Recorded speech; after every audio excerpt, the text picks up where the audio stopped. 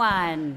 I'm just here. I'm Mary Halpin Carter, and I'm the head of school at St. Luke's School. And we are delighted to be putting on this event with the new Canaan Public Library. How gorgeous is this place? Pretty fantastic, right? The work of so many staff members and incredible volunteers, including many St. Luke's alumni parents who worked so hard on this project. And that's the link as I introduce Conor Grennan, who is a St. Luke's parent, and we're, as well as an expert in AI. We're so excited to have him here tonight. He did a phenomenal job helping our faculty and staff as they're adapting and adjusting and embracing AI moving forward. And then my wonderful colleague, Abbott, who is the assistant director of the upper school. You may have heard Liz Perry was coming. Abby is her understudy due to illness. So way to go, Abby. Right, her dream. So they are going to introduce themselves to you, and thanks so much for being here. Thanks, Mary. Good evening. I'm Abby Abbott, assistant head of the upper school at St. Luke's, right down the road. Thank you so much to the New Canaan Library for hosting this really cool event. I'm really looking forward to interviewing Conor Grennan about how artificial intelligence is shaping our world. I know we're going to learn a lot tonight, so buckle up. In all honesty, when I first heard about ChatGPT, my reaction was, this is the end of student thinking. This is the end of student writing. This is the end. Intellectual apocalypse now. How do we protect our students from this menace? Obviously I'm sitting here with Conor. My perspective has shifted quite a bit. Spoiler alert, I'm in the middle of writing my own 9th grade ancient history textbook with the help of ChatGPT. I get instant feedback on lesson plans, how to differentiate instruction, which is especially important for our students with learning differences. I put new school policy through ChatGPT to get edits and help with grammar. And on a personal note, I have a 4-year-old who loves squids, colossal squids. And I don't know about you, but I do not have the bandwidth after a long day of work to generate an original story about colossal squids who lose their mom in the deepest, darkest part of the ocean called the Midnight Zone, not the Twilight Zone, after a long day of work. So ChatGPT helps me generate original stories about squids for my kids. So one of the people that helped me really shift my perspective from a doom and gloom state of mind to a more playful approach is Conor. And learning more about his work with ChatGPT and generative AI at Stern, and how he encourages his faculty at NYU to use this incredibly creative tool in the classroom. At St. Luke's, we've adopted really 2 big approaches to AI in our school. Prevention of the bad stuff, the no more student thinking stuff, and also exploration of the good stuff. So at St. Luke's, we are focused on prevention and exploration. We've revised our policies in light of AI for students and faculty. We've created guidelines for ethical use, and we've done a bunch of professional development to skill up our teachers so they're ready to use this as a tool instead of run and hide from it.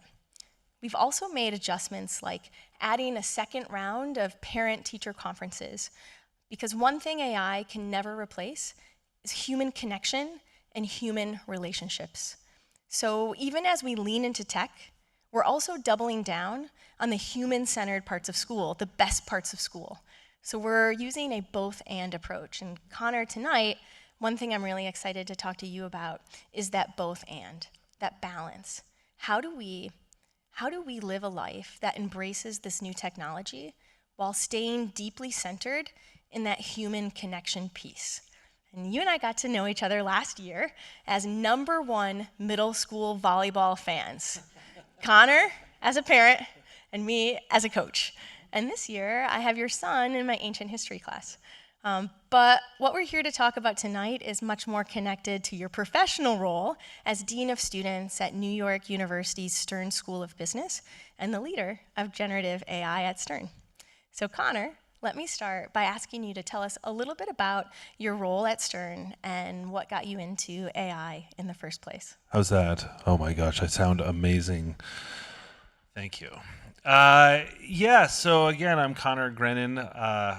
We have my wife Liz is working right now. My son is at a soccer game. Where in Hopkins? Is that in Hopkins?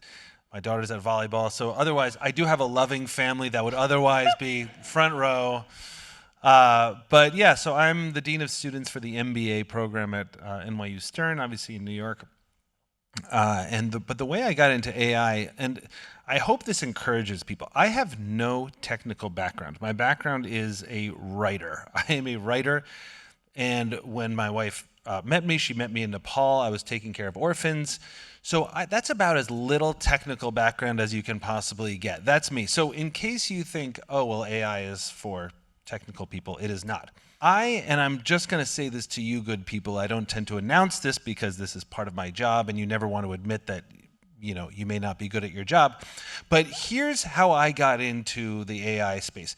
It was early this year, and my wife Liz is at McKinsey & Company, the consulting company, and she had been doing AI for a couple of years now, and she was a former lawyer, and so she does what they call responsible AI, which is making sure that AI is in line, the way it works is in line with our values as humans.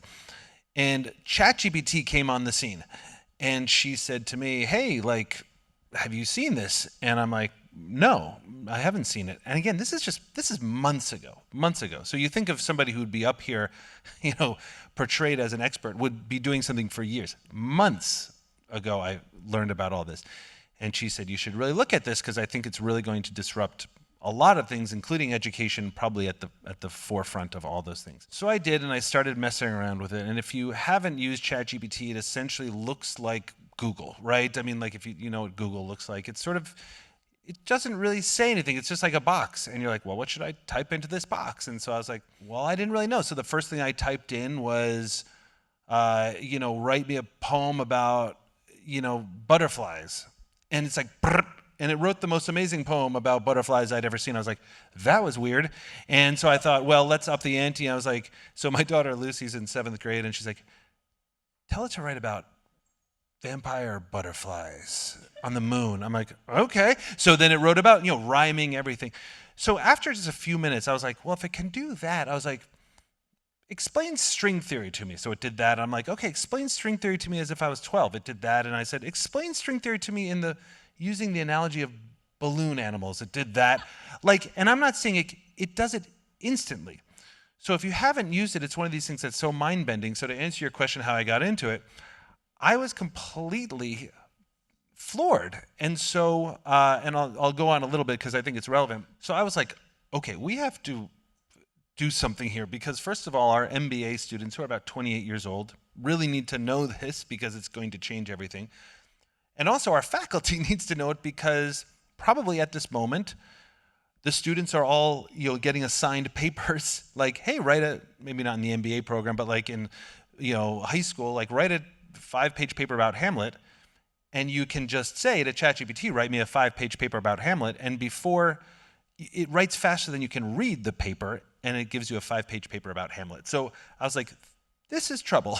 Kind of like how you started, right? So I decided, and I'll only take another minute because I'm not that into origin stories, but I think it's interesting enough, is that I was like, okay, let me create a program by which I can teach our students, but I have to learn this. So I learned it, and when we say, I'm going to sort of define terms because sometimes people don't define terms. So when we say generative AI, AI is obviously artificial intelligence. Generative AI is really the new thing, and generative AI just means things that can create text, like ChatGPT is generative AI.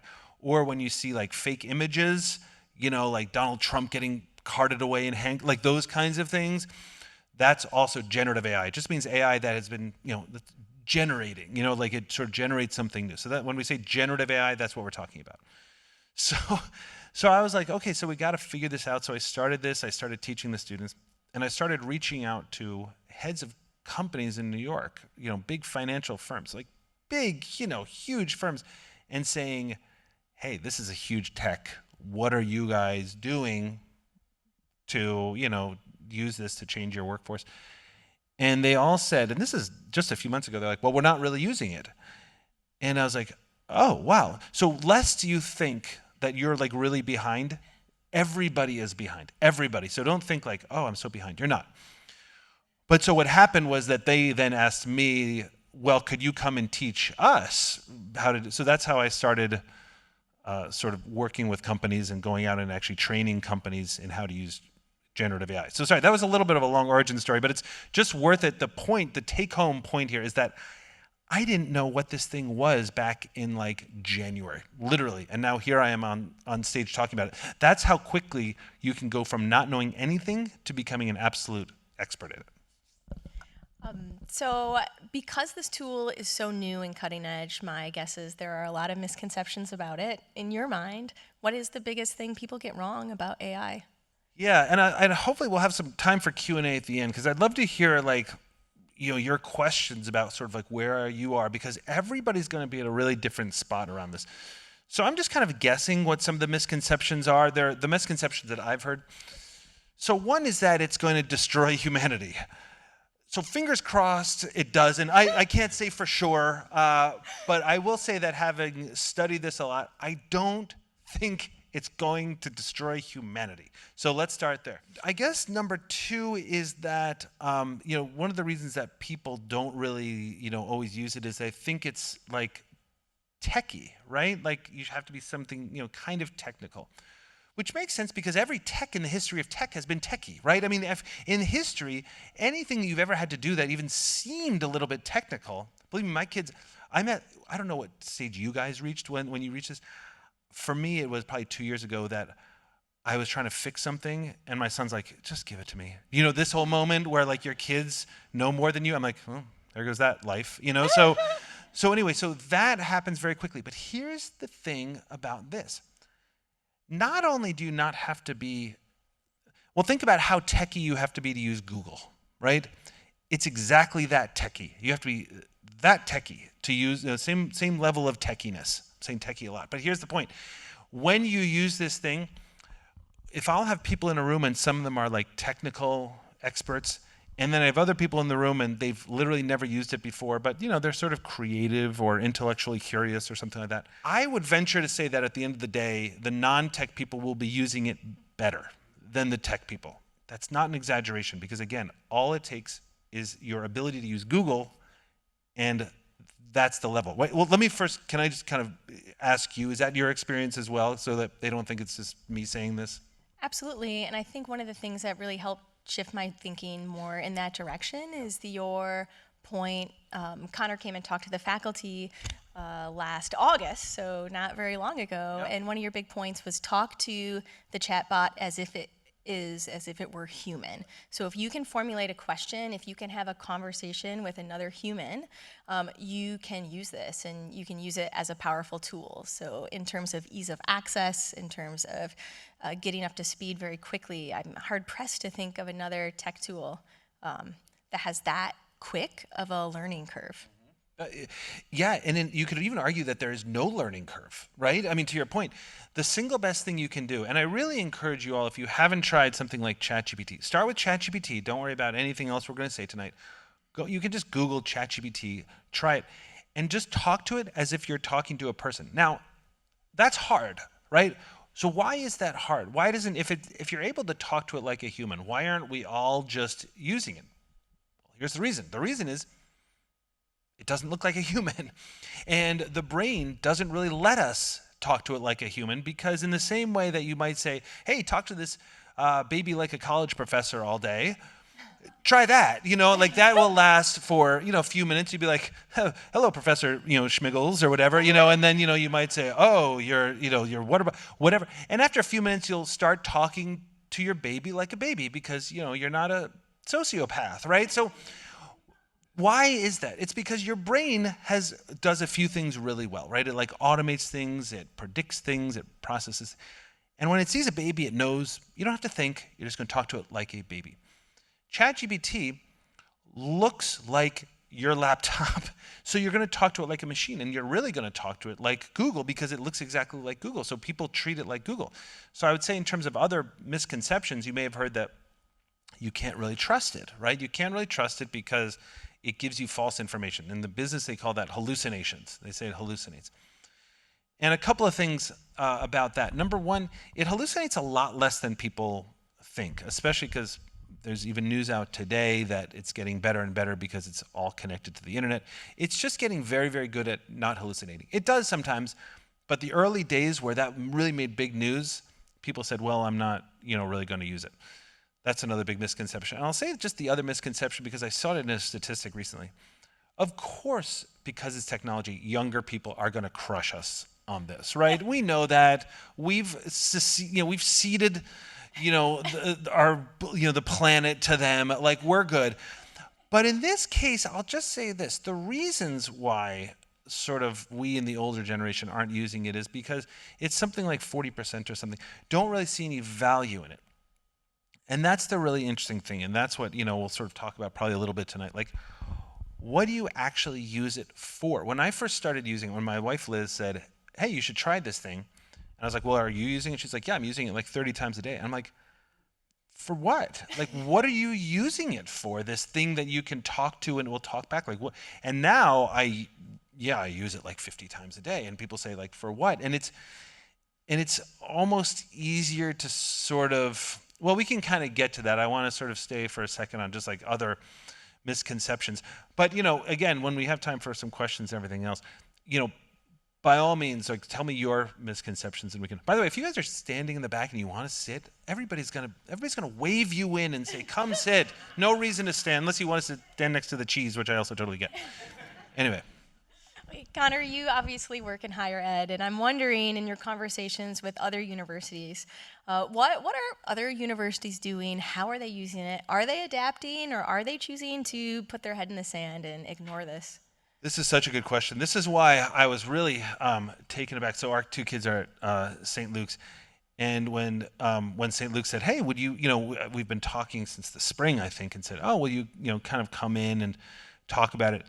And I talked to St. Luke's about it, and I was just really genuinely like blown away as how progressive everybody was. Like, yeah, let's use this. We're already using it like this. We're using it like this, and I'd love to hear some of the way that you're using it, Abby, as well. Like, in terms of, and we were talking about it a little bit before in terms of creating lesson plans and things like that. But I would say generally in academia, it's hard, right? And I think it's hard because even when you talk about like a company's not like a big giant robot. A company is made up of individuals in the same way academia. I don't know if anybody comes from academia. I grew up as the child of college professors, so I know this. College professors, who I work with, they've been teaching something in the same way for 25 years sometimes, and it's worked really, really well. Like, to say then, okay, you're going to have to change that, because then they would say, well, why would I have to change assigning my 10-page Hamlet paper to take home? And the reason is because your student can go and just literally go to ChatGPT and say, hey, can you write me a 10-page paper about Hamlet? And it will write it, and it will look unbelievable. And also, this is very important, there's no way to detect it. Now, I don't say that around kids because, I always say, like, my kids will be like, well, I heard there's an AI detector. I'm like, oh yeah, this thing will catch you. It's going to bust you. It makes you sort of like walk around, just in your underwear around school. It's like really bad. It's like huge punishments around this. The truth is, just for us, anybody? Okay. Anyway, the truth is there's no AI detector. It doesn't work. In fact, OpenAI, the company that created ChatGPT, stopped its AI detector. And they had $1 billion to spend on this. And they're like, it doesn't work because it gives you a different answer every time. And I'll say one other thing about the human thing. Even in the early days, before it got this advanced, early days, I mean like May, but like the early days of this, the New York Times, maybe you saw this, did a sort of test, and they tested it saying, and they said, write a paper from a fourth grader, and they actually asked a fourth grader to write a paper, and then they asked ChatGPT to write a paper as a fourth grader, and then they did the same thing with ninth grade, and then PhD level, and they actually gave those to professors and teachers and said, which one is ChatGPT and which one is the real person? And there was no way to tell. It was a complete coin flip. And so I know it kind of sounds like I'm exaggerating. I'm not exaggerating. This thing sounds exactly like a human. It talks exactly like a human. We can talk about why that is, But the point is that it does, yeah. So you have a 3-part framework for helping universities and corporations think about how to start using ChatGPT or similar tools. Can you tell us a little bit about that framework? Yeah, so it's very simple, kind of almost deceptively simple framework, because when I'll go into places, people will sort of say, how do we use it? Where do we start? Like what, and maybe some of you have the same question. I know I did, which is when I was asking my wife, like, how do you use it? Where do you start? What's the first thing that you ask? I mean, I could get to write, poetry in the style of a sonnet all day long. You can do that, of course, but at some point that's not super valuable unless, I guess, you're a poet. But here's the thing, like when you're thinking about how to use it, you already have Google, and Google's great. Google still works. This is not sort of the end of Google. So how do we use it? So I'll tell you kind of like how I got to the framework, because I think it's partially, it might be interesting. I'm not sure. We're going to find out if people start nodding off, like just tell me, Abby. But so I started kind of to pick up the story where I left off earlier. I started going into these really mega companies and teaching the C-suite, teaching CEOs, like, coaching them for like an hour. And after an hour, they'd be like, holy cow, this thing's incredibly powerful. It's going to change everything. And I'll go through some kind of examples about why and what it does. But for example, it will just say, okay, sort of like, read this you can tell ChatGPT, read this entire research paper and give me 5 insights. And within, 10 seconds, it will have done that. It's like, okay, now take those insights and create sort of an email to my boss saying why we should implement this new plan. And it'll do that. It's like, okay, now create a whole learning curriculum for our whole company. And I'm talking about seconds. It can do all of these things, right? Then write a job description for 6 more people, because I do this sometimes. Write a job description for 6 people in my company. And, write an email to my boss explaining why we need it. And it will do that in seconds, and it's the most persuasive email to your boss you've ever seen, why you need 6 more people on your team. It doesn't know who you are, who your boss is, what your industry is, who you need the people for. It doesn't know anything, and I'm like, we gotta hire 6 more people. It's that persuasive. So even if you give it a little information, it really does that. And then you say, write job descriptions, et cetera. So anyway, so going back, I'm training these C-suite level people. And after about an hour, they would say, this was going to change everything. And I was like, Conor, you are the greatest teacher in the history of teaching. And I would walk away just so proud of myself. And then I would check back in with them about a week later and find that they weren't really using it. I was like, okay, so clearly I'm like a really, really bad teacher, but I didn't know why I was a bad teacher. And so I started kind of re-examining how I was teaching it. And here's the mistake I was making, and this goes into the framework. I was making the mistake of teaching people the tool. And you think of course. But this is not like any other tool you've ever seen in your life. It's wildly different. There's nothing that you need to know. Think about that.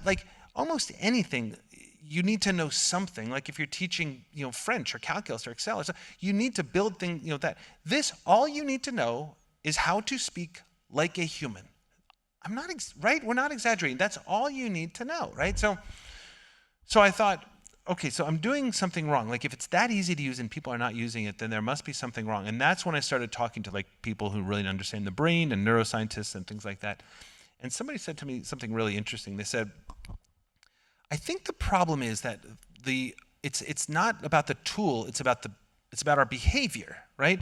And so and I was like, well, what do you mean? They're like, well, for example, if you're trying to get somebody in shape, right? There's 2 ways you could do it. You could build somebody a $5 million state-of-the-art gym, right? And say, here, for your office, you can have all this. That should get somebody into shape, right? Because it gives you all the tools you need. Or you could give them a personal trainer every morning, right? A personal trainer who does, by the way, very little other than say, come on, Abby, you got to run. Are you going to run or are you not going to run? That's it, right? That shouldn't work well. Do you know what I mean? And yet, the people who get into shape are not the people who have the state-of-the-art gym. It's the people who are working with a trainer every day. Why is that? Because it's not about the tool, it's about the brain, it's about our behavior. One other example on that, who buys treadmills, right? People who buy treadmills are people, it's not world-class runners who just want to run around the clock.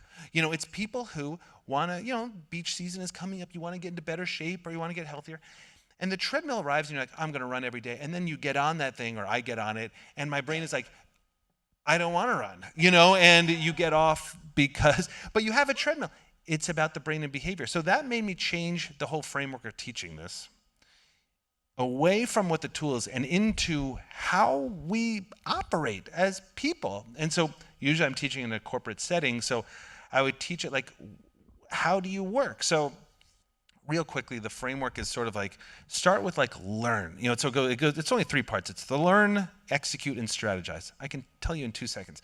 The learning part is really, if you're in work or just in life and there's things that people say all the time, but you don't really know what they mean, and this now gives you no excuse to not know what a term is in work, in life, anything, right? So if somebody's always saying, oh, well, we got to do, AGI, whatever, just ask ChatGPT what that is. And if you don't get it then, say, can you explain it to me like I'm a 15-year-old or a 14-year-old or a 12-year-old? And now I don't really get that. Explain it in golf terms, until you absolutely get it, right? So that's number 1. We like to learn things. Now that has a big implication in work, because the better you know things, the better you're going to make decisions, because you'll be able to weigh the 2 things, because sometimes you'll know what one thing is, but not really know what the other thing is. So your cognitive bias kind of leans toward the thing that you know better. This should take that away, because now you're going to understand both things. It's also amazing with communication. Something that I do with companies is like, let's say that you're pitching a product, so whatever it is, and so the one that I was using was a lot in healthcare, and it's like, pitch this concept of value-based healthcare to a hospital executive, an insurance executive, and a patient, because for all of them it's going to be very different. You know what I mean? Like, why you're in the same way, if you're selling a product, I'm going to sell it much different to you than I might to a kid or somebody in Africa, or like, you have to understand when you're trying to convince somebody or sell something who you're talking to. ChatGPT is phenomenal at that. It's phenomenal at understanding how different people think. So if you said, hey, create a group of, and name it sort of like, 25-year-old Filipina women who all live in Harlem, it will create this group that sounds absolutely authentic. It's just outstanding at that. So that's the first part of the framework, is learning and really kind of like communicating. The second part, I'll say it really quick, is executing. It's just doing your day-to-day things. Write an email, blah, blah, summarize this article, like give me insights to this, write a new email, write a white paper on this, right?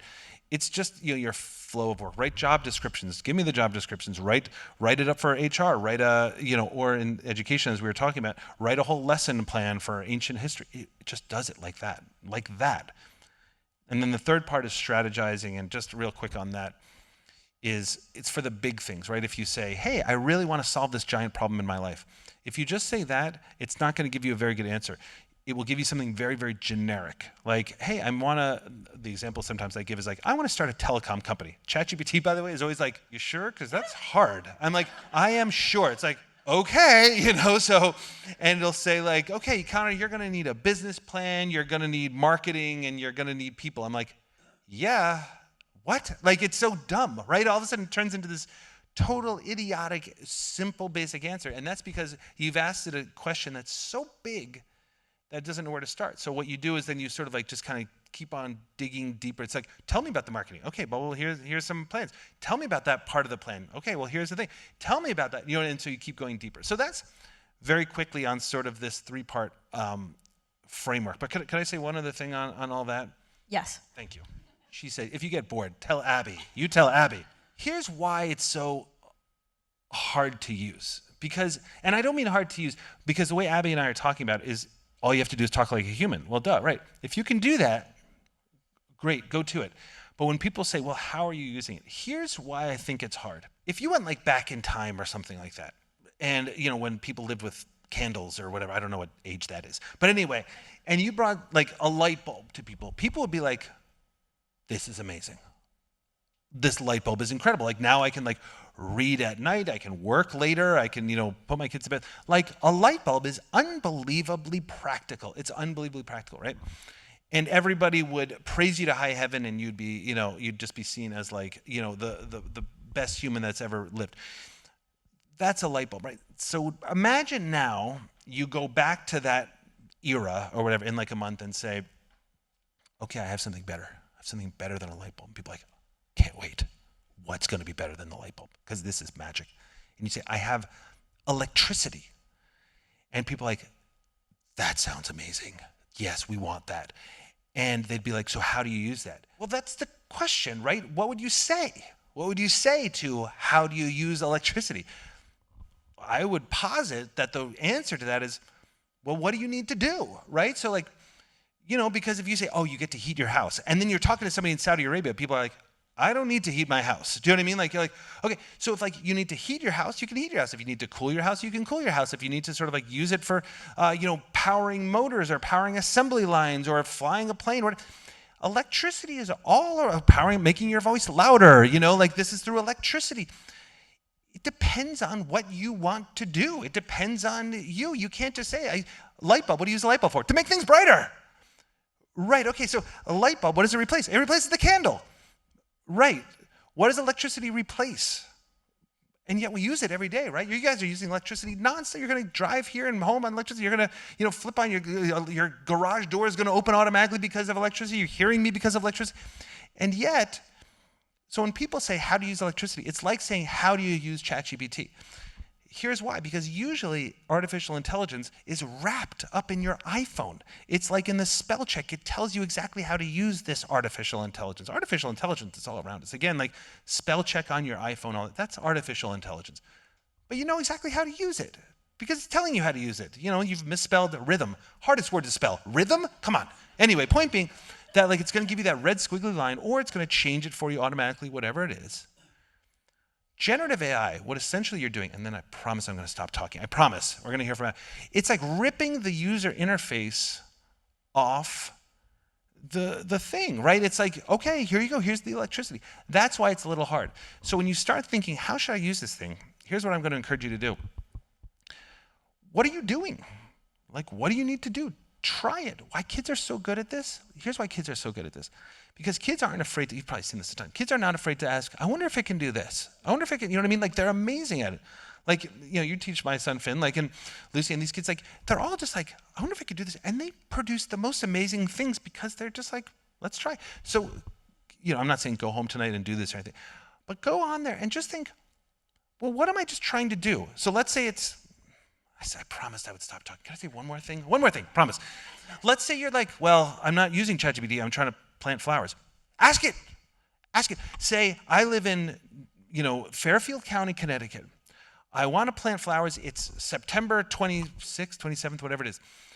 Here's like the weather. Here's about like, whatever. What kind of flowers will like grow amazing? It will tell you. It will tell you how to plant it. It will tell you everything. It'll tell you, describe it so you can buy it from Home Depot or the florist or whatever. It's like, you wouldn't think you're going to use generative AI to plant flowers. But that's when I did install these lampposts. Ask it.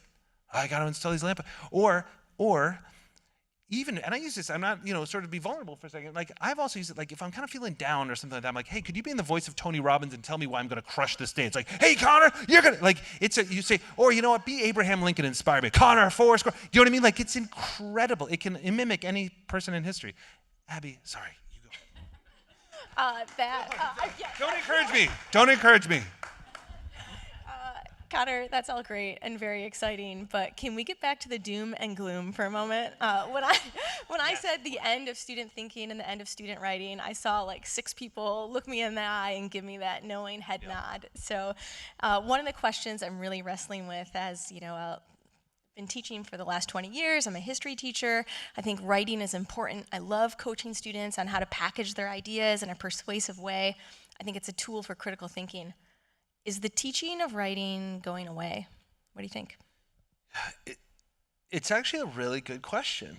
I'm not sure. I don't think so. So I'm a writer. Clearly, Ab is a writer, and so we would love to say, no. So, and I actually don't think it's going away, but I do think it's changing. Don't you? Right? So, and why is that? It's because it's hard to just assign writing to people and send them home and have them do it when they have this machine, undetectable, that's going to do it for them. So what does that tell us? And I want your opinion on this now because you'll probably know better than me. Maybe it tells us something like, when faculty at NYU ask me like, well, what are we supposed to do? I'm like, well, maybe that wasn't a good way to test people's knowledge anyway. Like if it could be solved like this, maybe that's not the right way to test people's knowledge. Now writing is a little bit different. I do think that there will be a certain element of, the calculator problem, which is you don't really need to understand how to multiply in your head anymore, right? It's just not a skill that we think is important. And I probably you too, really think writing is very important for communication and everything else. But is it going to be the same? I don't know. So on education, there is absolutely no easy answer. The only thing I will say, and I want to turn it over to Abby because she was talking about some really cool things. In as much as we say, well, students can now they can now cheat, or they can sort of just have writing done automatically, et cetera, et cetera. Yeah, but that same technology that allows them to sort of put on their, super, their Superman cape and whatever, teachers have that as well. And it's an incredible tool to sort of get really creative with how to teach, right? Isn't that what you have been sort of finding as well? Aside from using ChatGPT to write about squids, we also have been using it a lot to bolster ideas that we're learning in class. So I teach about the ancient world. Right now we're studying Mesopotamia, the ancient Sumerians, which is ancient Iraq and surrounding areas. And sometimes, as you might imagine, it's hard to pull students in and get them interested in things that happened 4,000 years ago. So if I know a student is really into basketball or shoes or fill in the blank, I want to create a lesson plan that uses that interest to hook them and draw them in. And I have 12 students in a class, and they all have such divergent interests. So when I'm out of ideas, when I'm stuck, when I really want something that reinforces what we've learned in a personalized way, I might say something like, write me a 3-paragraph article at a 9th grade level about the symbolic importance of ziggurats for a student that is obsessed with the NBA or whatever. And the analogies that it will use, the similes that it will use, it really uses that individualized preference and that automatic interest to pull kids into the ancient world. So one thing, that I've noticed in 20 years of teaching is textbooks, especially for 9th grade ancient world, are lacking. They're either written at a level that is way too high, or they're written at a level that is below their grade level. So this has been one way to make supplementary readings that are fun and interesting and engaging and appealing, and also ensure that every student's need is being met. And then I can do one better than that. What about a student with a learning difference? Write this article for a student that has dyslexia. Write this article for a student that has dysgraphia. Write this article for whatever learning difference that student has. It's personalized. It's, of course, we get the article and we don't just give it to the student. We look at it, we vet it, we make sure it's valuable and moves the student forward with our large base of knowledge we're already working with. But it's a fantastic starting point. It's a way to shake things up. Yep. It's a way to pull every kid in so they feel like they're seen and heard and valued and part of that community, because I'm not just speaking about Mesopotamia, I'm also speaking about their language, or speaking of their language as well. So that's one of the ways that we use it. So this is my son's ancient history teacher. That's the best thing of all time. This is what I love about St. Luke's, because this is the school has grabbed the bull by the horns, and they're like, we don't have to just play defense on this. Do you know what I mean? So when I went and talked to St. Luke's, I was talking to all these teachers and yeah, this is how I'm using it. This is how I'm using it. And they were just or if you had ideas, that's amazing. That's amazing. And that is why we send our kids. This is not a promo for St. Luke's. It's okay, 10% off to it, but truly, it's a remarkable place. Not because it's, the teachers are great. They've all been great, all that kind of stuff. But because they're looking at this and their first instinct is, okay, all of our first instinct, mine too, was oh my gosh, my kids are going to cheat like crazy. But their first instinct is they're using it. How do we use that? And fighting against the tide of, well, this is a young person's thing. It is not. It is not. But here's the other thing that Abby's talking about too. And I would show this to you, but it would only take minutes. Let's say you had 30 kids in your class and you were teaching cellular biology. What I would do, for example, is literally ask every kid, what's your favorite thing, right? You're probably gonna get 12 Taylor Swifts in there, but you'll have Taylor Swift or the Knicks or the Yankees or whatever, or I don't know, like fishing or whatever it is, right? You'll have a broad range, and just ask them all to write 3 sentences about what they are like obsessed with. And then in ChatGPT say, this is literally what I would say in what they call a prompt, how you sort of question it. I would just say, write a lesson plan, like a sort of a 4-page lesson plan on cellular biology. And then I would enter in all 30 answers, and it would write 30 different lesson plans faster than you can think. You think I'm exaggerating.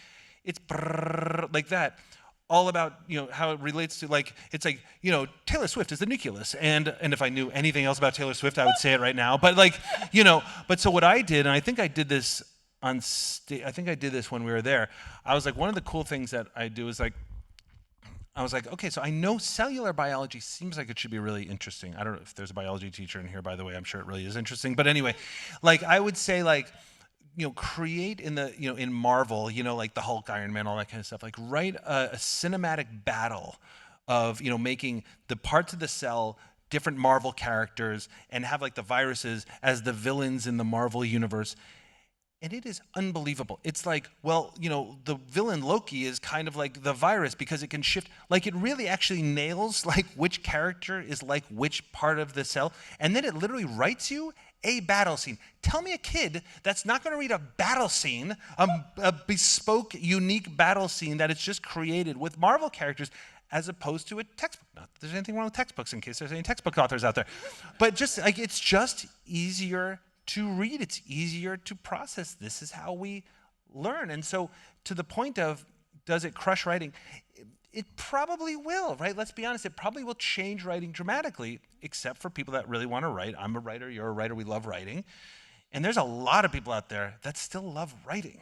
There's a lot of people who still want to do this, and ChatGPT is phenomenal at helping you brainstorm about writing, all that kind of stuff. What it actually does best of anything is, whatever you're good at, keep doing that and have ChatGPT help you on it. If you're not good at it, ask ChatGPT to help. So for me, because I'm a decent writer, I don't say, ChatGPT, write this. I write it, and then I say, hey, ChatGPT, where should I tighten this up? And it becomes a great editor, because how it writes wouldn't be necessarily what I would want to do. Yeah, Conor, to that point, one of the best things about teaching is experimenting and playing games in class. And sometimes you orchestrate this humongous game or this simulation, a lot of moving parts, lots of characters, and you're not exactly sure how it's going to work the first time. So even though there's a lot of learning, there are a lot of like mini train wrecks along the way. So one thing I like to do when I'm rolling out a brand new game, I think it's going to be awesome. I say something like, hey, I thought about this game. It helps students learn the symbolic importance of Mesopotamia and the intertwinement of government and religion in Sumer.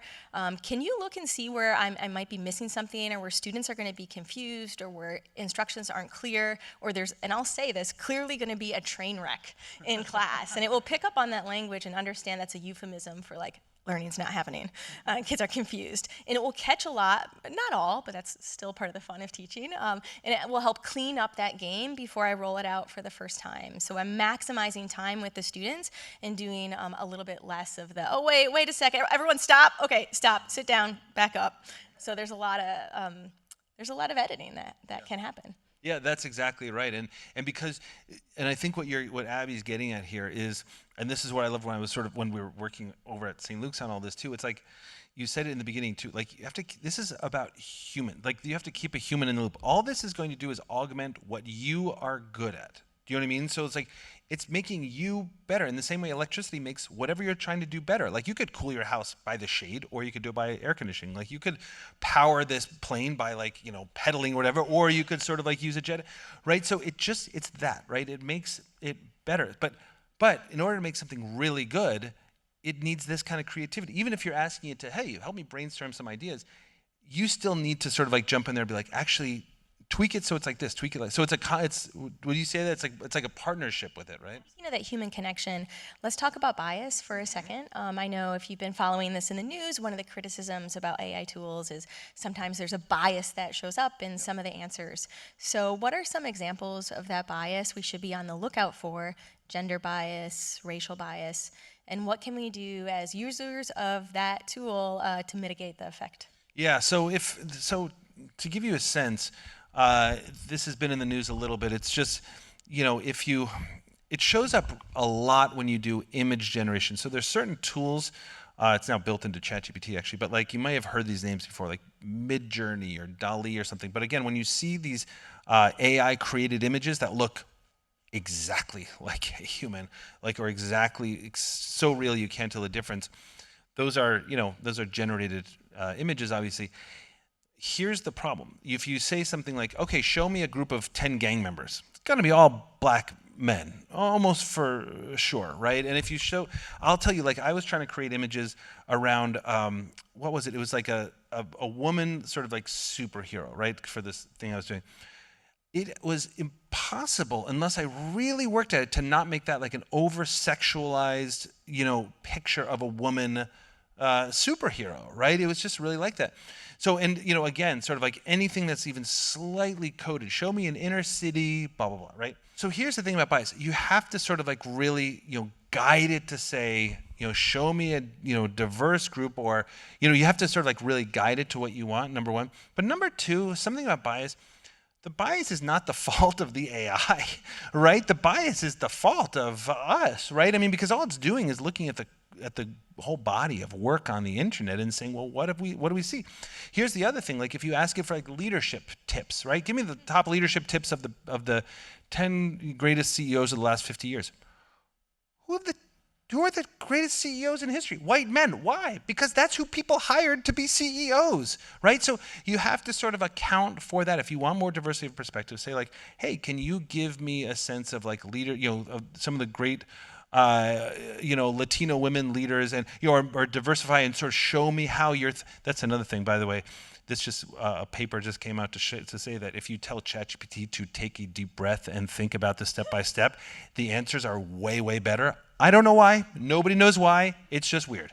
But here's the thing: like if you sort of just ask it to sort of like show you how it's thinking about things, it will actually show you how it's thinking about things. So, but bias is built into this because bias is built into us, and it's up to us to sort of like fight it when you're talking to it, I think. If we were doing this in a class, and the way you internalize this is you have to do something with the knowledge, so we should have like iPads under your chair to like run a prompt through. Let's do one more question and then open it up to Q&A.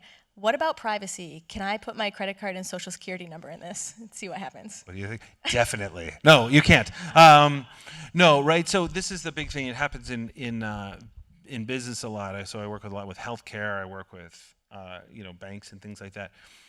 You have to be really careful. You should not put what they call proprietary data in there. And even the problem isn't even really that you're putting it in. So I think there's a sense that like if you put in your secret codes and you put it in there, it's like putting it on the table of the library outside and somebody can just grab it. It doesn't work like that.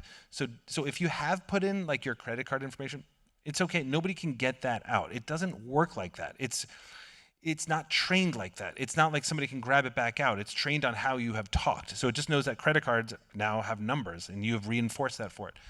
However, it technically, yes, if you put in like information that you don't want, like social security, all that kind of stuff, it does go to OpenAI, and people can technically see it. And then if, God forbid, hackers, kind of hack into your series of searches and questions on, they could see that. The much bigger problem is usually like in healthcare, if doctors put in patient information, that's illegal, HIPAA requirements, things like that. Like, so there's more of a legal issue around that. But do be careful about putting things in. Now, if you want to talk all about your kids or your family, just all that kind of stuff, go crazy. Like I tend to sort of like, I put everything in there. I won't put like social security, all that kind of stuff. But I'm the kind of person where if somebody says, hey, fill out this thing with your email address and you'll get this free thing, I'm like, all right, whatever. Some people like, it's really up to your own sense of how much private. Some people won't put their information in anywhere. I tend to be a little more trusting. So just be careful whether you're at, work or just whether you're sort of thinking about your own personal data. Just be careful. Now people will say, don't upload your home budget. It's incredible that you can upload your home budget like in a spreadsheet, and it will help you like, okay, you can save here, you can save here, you might want to spend. It's really amazing at all of this stuff. We could spend hours talking about it. And some people will say, don't say that, but I'm like, what do I care if it knows how much I'm spending on oil every, what I mean? Like, I just don't care. So if you don't care, if like you don't care that somebody overhears you on the street or something like that saying this stuff, it's probably okay. Thanks, Thank Jason. you.